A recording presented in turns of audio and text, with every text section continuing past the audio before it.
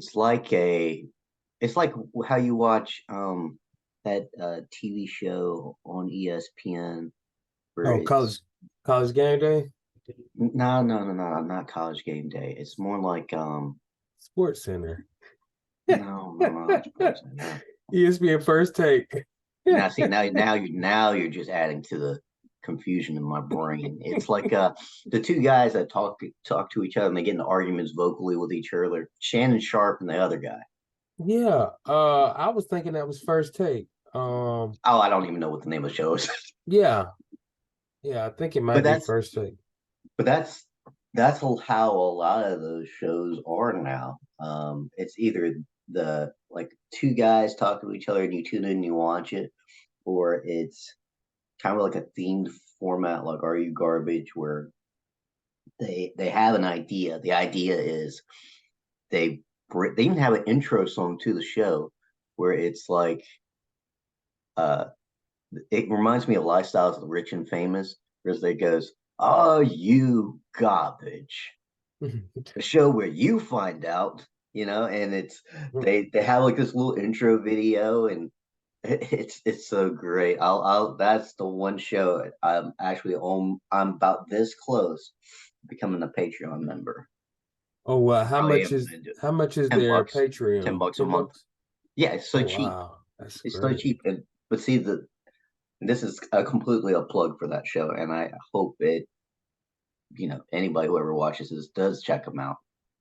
They actually have another show embedded within the Patreon called Hard Feelings, where the best analogy for it is the Tonight Show is Are You Garbage? Uh, the Larry Sanders Show, if you ever saw that show, is Hard Feelings. It's the peek behind the curtain of the real people and how they feel about stuff and talk about life, and it's just so good. And Wow. so with the theme of the Are You Garbage, they'll bring on a comedian, a guest, and they'll talk to them, get to know their background, and they'll ask them a series of questions to determine whether or not they're garbage.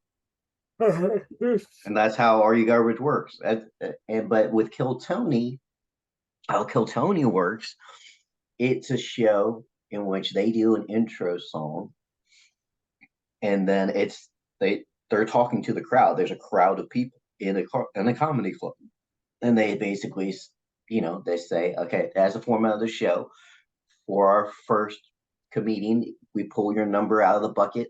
You've got 1 minute to do your set, and when you hit the minute, you'll get the warning, and then you get the angry bear, and then you're done. Then after that, what they do is they all there, and there's a panel. There's a panel of comedians that basically gives feedback to their joke, their set, Mhm. their 1 minute set, and then basically it's a way for the comedians that you've never heard of, if you've heard of before, if you're used to their personalities, you'll get to see them riff on that comedian for a little bit. Mm. You know, And the folks that are in the audience, they're either aspiring comedians or just individuals that want to get up there and do a set, kind of just be a part of the show. That kind of how it well, the works. way they used to do it was they used to have the comedians in the audience. But I think the way they do it now that it's based in Austin, they actually have the comedian sitting in standby in this like little Oh, okay. alleyway. Okay. So that way, if they get called, you're not having to wait an hour for them to get to the stage, because when they get called, there's an alleyway of people waiting to go. That's funny. So I've been a part of I didn't get chosen, but I've been a part of something like that that they did in Birmingham at this particular club, and they Mm-hmm. would call people randomly. And I remember one night I actually drugged my mother there with me when she was supporting me back in 2018, and You support you we now? kind of oh and everything, man, Oh, okay. definitely. But yeah, we were there, and it wasn't a whole lot of people. It was a good crowd, but I figured eventually they would call me, but it was like probably 12:30, going on 1 o'clock or something. So finally we just left. But I don't even know if I had some content, but like most of the times I was just not I was still kind of piecing it together, but that kind of makes for the experience Right. sometimes. But um, honestly, if you're doing even a 1 minute set, 1 to 5 minutes, you really want to have practiced it and at least delivered it confidently. And to be honest, a lot of times when I did things like that, man, it's almost by virtue of my makeup, man. I always wait to the last minute, but it's not procrastination. It's just that there's not a sense of urgency that goes off in my Right. body and mind, no matter what I tell myself, until right at the end. I've been like that my whole life, and that's caused Is that struggles for me in the classroom as a teacher. right? Go ahead, because that's the way I operate. But I've got to Yeah. do so much in the classroom. Yeah. Yeah.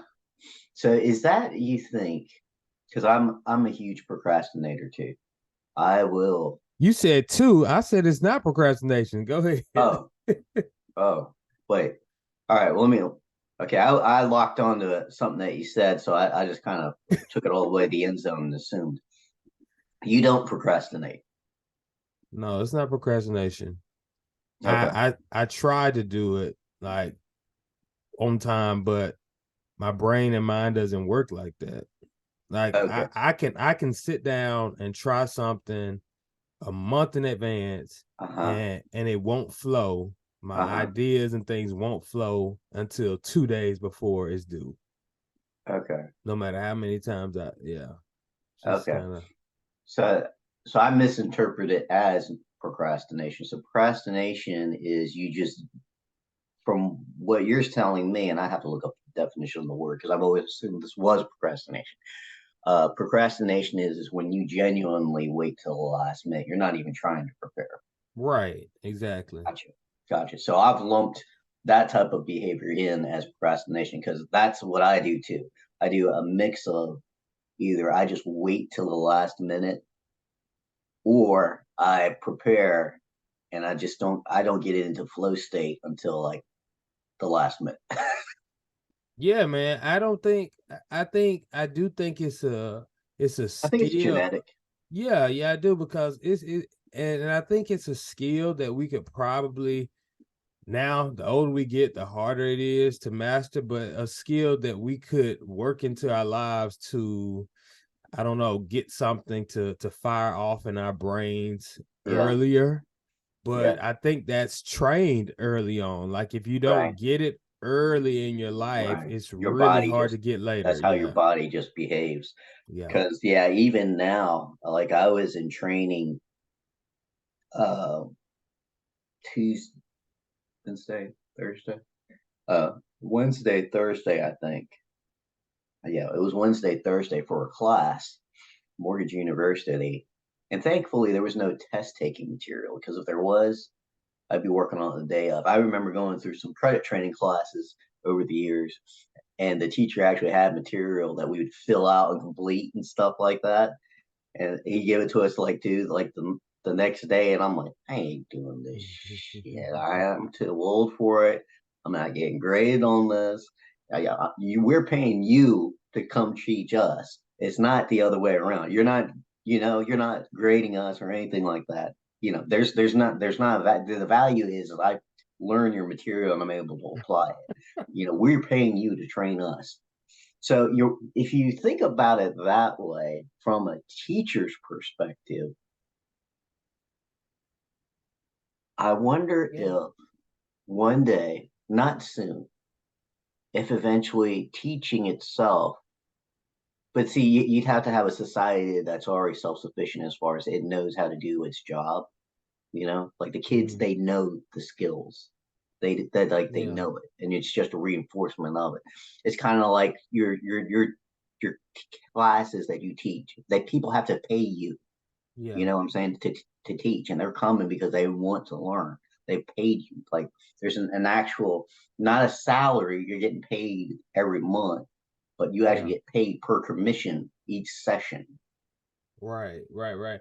You know, um, Yeah, that may be coming in the future, I mean, that uh model to me may end up coming, but that's but assuming that the society knows how to do the basic skills of reading, writing, and math. yeah, and only the haves, the have nots would not Right. uh be able to benefit from that. But to your point, I will share this. I can remember teaching a few years ago, and my students would they would there was just this attitude like, okay, I'm doing your work, you know what I mean, like Right. I did your work. But the thing that I love about this year, I'll say, even though this has been a hard year in the classroom, but what I've enjoyed is my students genuinely uh Engaged. uh no, I can't give them all of that. Yes, they some maybe more engagement than some years, but not entirely. But I will say they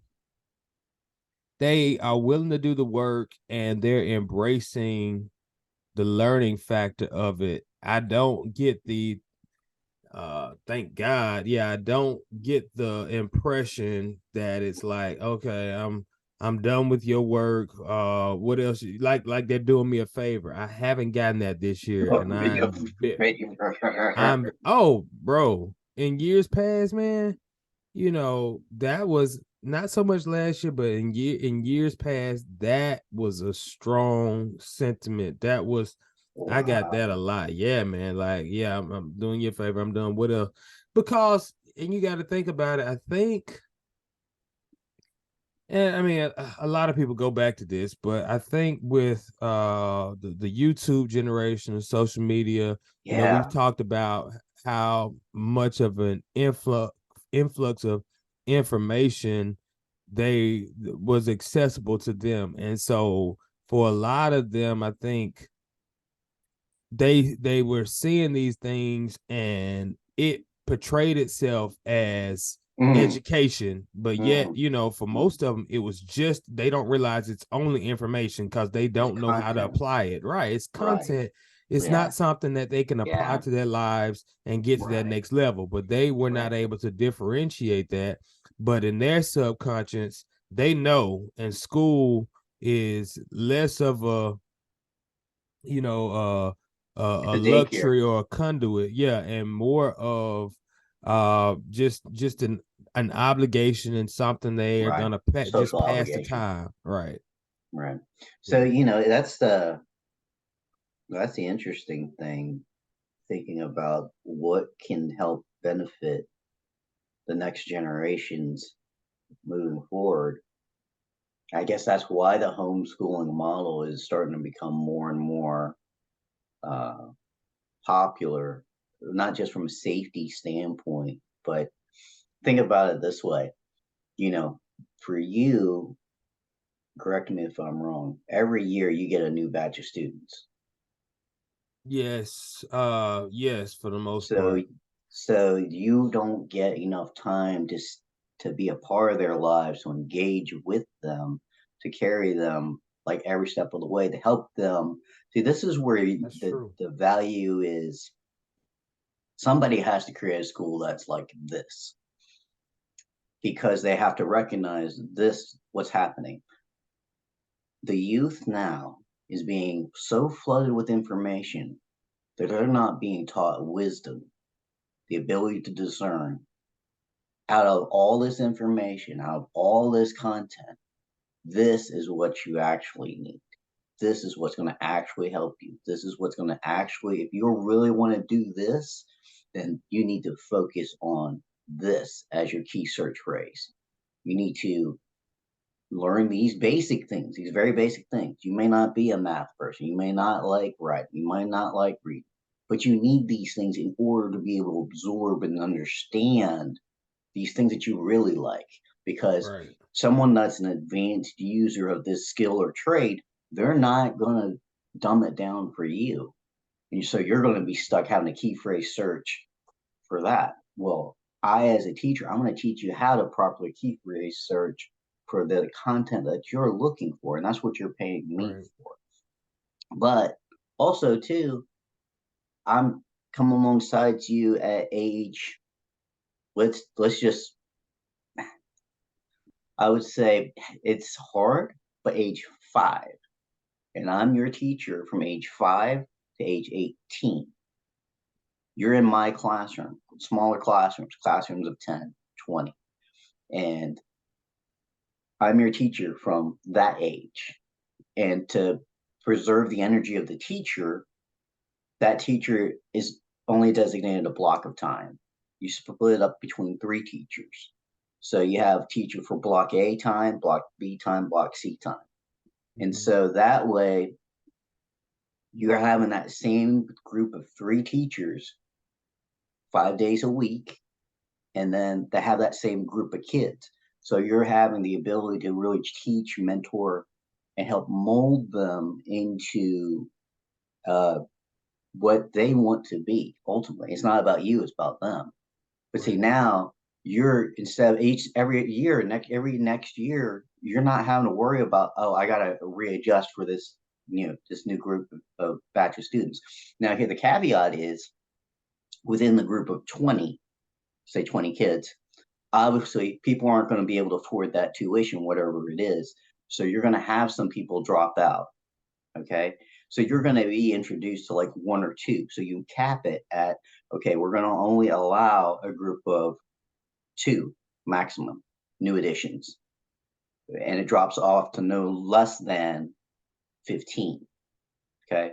So have it at 20, a minimum 15. So that way, from a workload standpoint, between 3 teachers, you see what I'm saying? I do, but that model I think would only work at the elementary level, which Yeah. I agree. Well, not I agree, which I believe that is probably the most important place for us to have that model anyway. But when you get to middle school and high school, the material is so what's the word? It's just so concentrated and focused. Everybody doesn't have the expertise in each of the sciences or each of the maths or et cetera. So you wouldn't be able to have a teacher that or across disciplines, right? So you wouldn't have.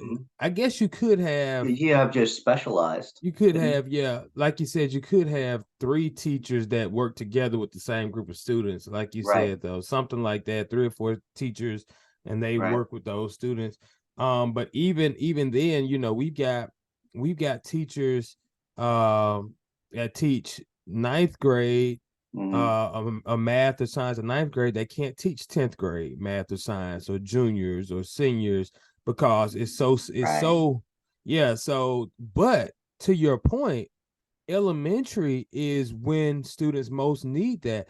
If students can get the nurturing there in elementary, they can get the not, of course, the character and the skills that they need, building things that they need, but they need the reading and the writing. That's the kind of stuff that a lot of them miss when they don't have that support, and then they don't get it in middle and high school because teachers don't have the time or resources to teach them those things that they should have learned in elementary. So now a Well, kid that missed it, yeah. No, go ahead. No, I was saying a kid that missed it in 3rd grade, missed being able to read. They don't get it in middle school and high school. I'm Right. telling you, I got kids. I've got Right. kids now, Because you're pushing them through a sophomores. program. Yeah, sophomores that can't read. Right. Yeah. So And, how about this? So I think the problem is, and I don't know anything about the education system, so I think the problem is, okay, there's got to be a mandatory, like for a school to exist, there's got to be a mandatory minimum, right? Wouldn't you think? Okay, so let's assume that the mandatory minimum is met by no later than when they enter into middle and high school. So that mandatory minimum is met at, wait, no, no. Mandatory minimum has to be met by the time they graduate high school. That would make more sense. Mandatory minimum is met by the time they graduate high school. So that mandatory minimum is your core skills: reading, writing, math. Because that really is, if you look at life, that's really all you really need. To be able to read, be able to write, and math. Exactly. And That's the everything else, consensus. Yep. everything else is pretty much an expansion on that, Exactly. We Okay. and you talk So any yeah. so let's say you create a school that abides by whatever those minimums are. Okay. Adds one caveat in there. This is what I think it should be mandatory. Is home economics as a mandatory minimum by the time you graduate high school. So you've got four. You've got reading, writing, math, home econ.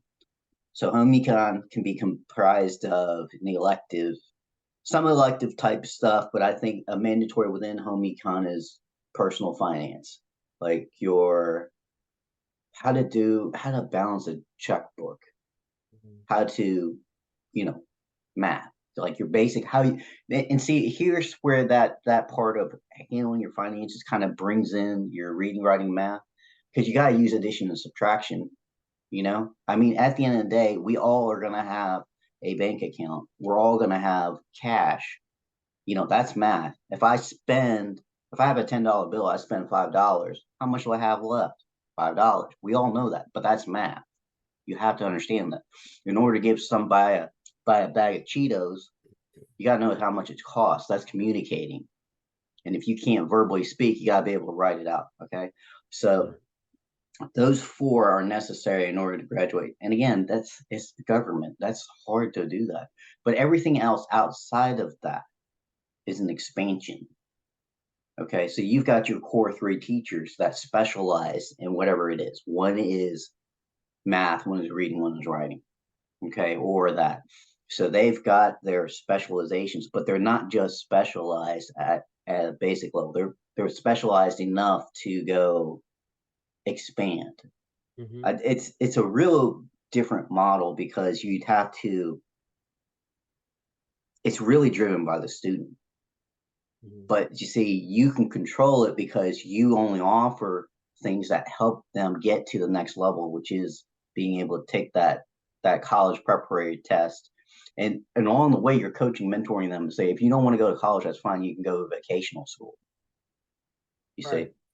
So James, this model exists in many different Formats. places. Yeah. Okay. I mean, it's a lot of states that have more of this going on right now, and you got a lot of private entities that have started schools like this. So the issue, this is the issue is not even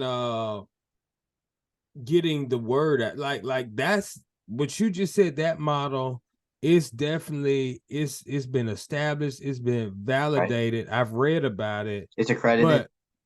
Oh yeah, I mean, I don't know. I would even say accredited. Yeah, in some forms, I'm sure it is in some places now. But as far as that model in public school, we've got a far we're a long way from that, and it's a lot of reasons. It's a lot of reasons why. It's the way. It's not gonna. It's not gonna work in public school. Yeah, and there's so too that's many the kids. thing. So, but that's the problem. That's a problem though, because when you talk about your cities and in the rural areas, 90-something% of your kids are in public schools. So, when we're talking about trying to solve, society's issues with helping our students, we got to keep going back to public school, because I mean the models for a lot of these charter schools and these other things are great. Like what you say, I've seen that and it works.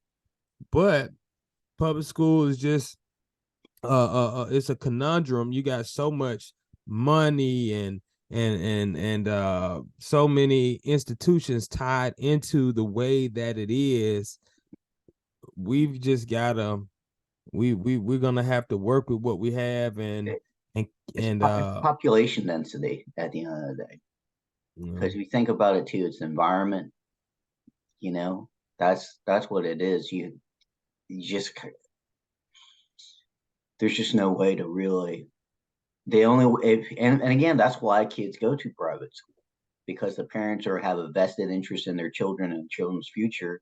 So Mhm. I mean, that's how I ended up going to private school, because my Yeah. parents recognized and loved me so much that they valued my education, that they knew I was smart. They knew that if I didn't go into to like a private education format, that I wouldn't be able to Well, speak the way I do.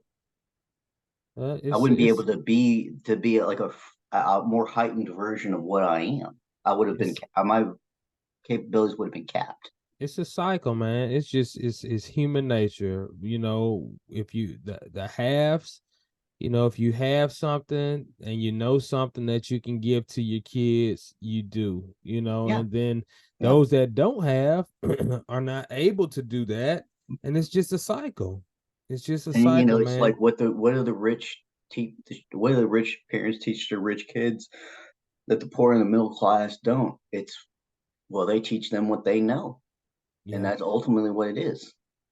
But on a I guess on a high note for public schools, being that I'm a public school teacher, I we all know that kids have potential and are Yes, smart everywhere. It's just a yes, matter of resources. So absolutely. I'll say this: we got kids at my school that have uh 30s on the ACT, and I can tell you, um it's a big disparity though, because we might have a kid with a 30 on ACT, then we have a kid with a 14, because that kid can't read, and multiple Yeah. kids, Mhm. so it's just I think with public school, the dynamic, the variability in terms of just student performance is just so wide, because of the different backgrounds. But there's statistics that just go back to income and poverty that say, and I have some of these statistics, but pretty much income is the leading factor in a student's performance and their trajectory, at the end of the day. And it's about kind of breaking that cycle, because Is at the end it of the day, is it the earned income that wait, is it for the let when you me say let me income? let me pull it up. Let me pull it Okay. up. Because I'm thinking like, More if poverty. Those who coming from just low income in general. The lower the no, income, so the parents are coming from low income. yeah. So Let me so what see. the way I'm looking at it in my mind, I'm thinking of, you know, the kids having to be adults at a very young age. So they're not focused in school. They're thinking about how to survive. Right. Hold on. Let's see. This is actually off of my organization's page. Put student motivation first. But it says many students from low income households that have the same access to education as their wealthier counterparts do not acquire comparable levels of social mobility. So we talked about that cycle. And I don't see the other statistics right now. But anyway, it's that cycle, man. It's like if you came from that, I think it's just you lack the exposure. So whereas one individual came from some a place where their parents or uncles or whoever had certain conversations with them that broadened their perspective of the world, and even though that kid wasn't motivated, they still have at least a perspective, so they know at some point they got to reel it in, you've got that Right. support system. They're able to reach the at least comparable levels of social mobility as those who came before them. And Right. I mean, it really makes sense. And then those that do not have that kind of mobility are already kind of at the bottom of the barrel.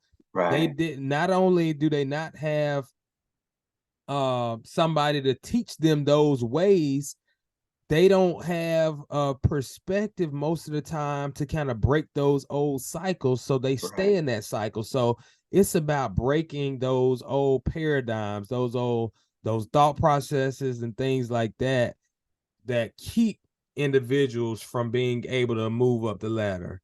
And Right. um that's what we should focus on. Like you said, I mean, when we talk about the reading and writing and those most important things, if we did focus on those things, we would be sending a message that, hey, listen, this is what you need to really to survive and to thrive. Learn this and let me teach you how to use this. But our current model, of course, is let me give you all of this stuff. And I think the idea is, or it used to be, okay, if they've got all these different skills, they can They're assimilate more it. marketable. Yeah, more marketable, can assimilate into the working world. But But the um working world's different now. it's It's an different. industrial age It's, model. it's, it's It's very not the different. industrial age anymore. It's the information age. It's the information age. So that's the thing. And here's the great the great I guess the separation in between where the kids are, and I think where the system is. The kids, they can see that there are other ways, but again, they need help bridging that gap. Like right now, we know kids, if they focused on, let's say, coding, AI, that kind of Yeah. thing, they could graduate high school right now, come out Yeah. making really good money from doing Right. that. But there's not a lot of emphasis on that, even though, don't get me wrong, we're exposing kids to it, but not with the same intensity. Because think about it, our kids they come in every day, they sit through a math class, a science class, an English class, a social studies class, and then they have a couple of electives, and those electives may be something like computer programming or whatever, but guess what? They're not core classes, so they are not mandated to pass those classes. Those Right. kids can fail those classes, make up that elective in something Yeah. else. So it's Selective. just Yeah. not the emphasis. Right.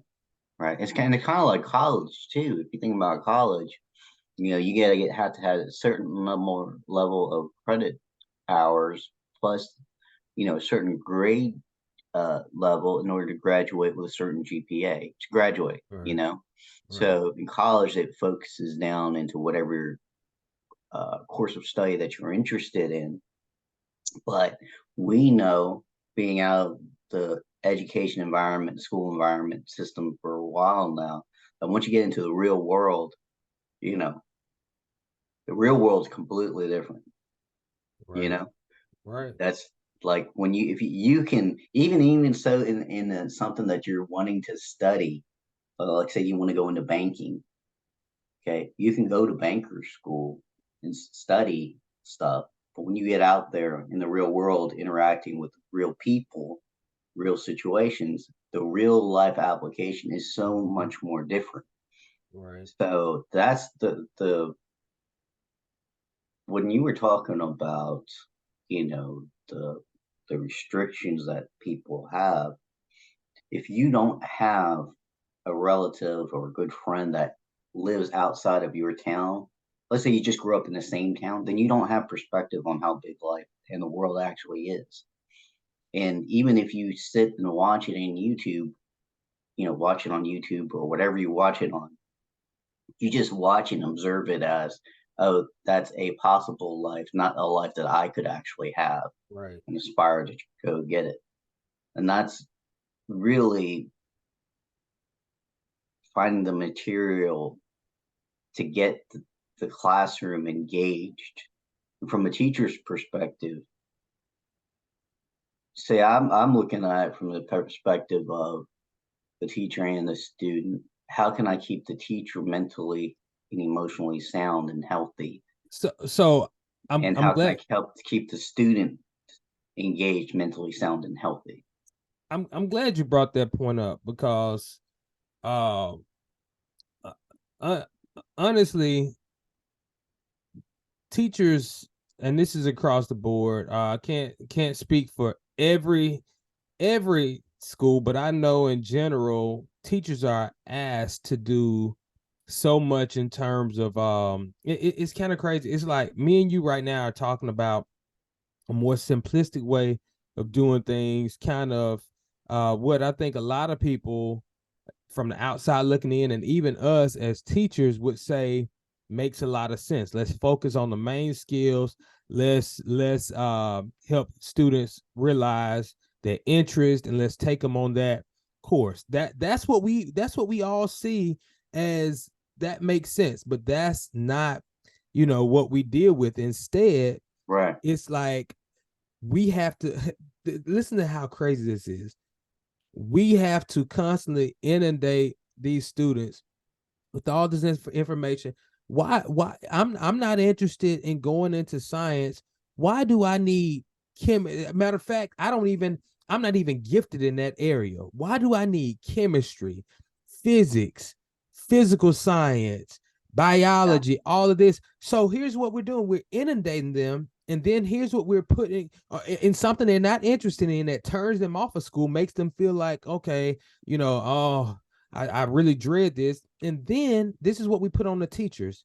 We put all these strict regulations as far as how teachers have to assess the students' progress and how they have to document trying every single method of helping little Johnny, who really doesn't have the aptitude in this area. And I have to be careful with aptitude Yes. because we have to Yes. be equitable. But what I'm meaning is Johnny's not naturally skilled in this area. So really what I'm having to do, and this is called differentiation, what I'm having to do is I have to give Johnny, 20% of what I'm teaching over here, because Johnny can barely read, and he Yeah. also struggles with certain concepts. But guess what? As a teacher, I've got to be figuring all this out, and I've got a Right. classroom of 25 to 30 and I had not to mention I have 6 other classes like this. So I Yes. have to be constantly figuring out who are my struggling students, what are their best, what are their skill sets, what can I give them so that at the end of the day they can learn a little, because if I teach them like the rest of the class, they won't learn anything.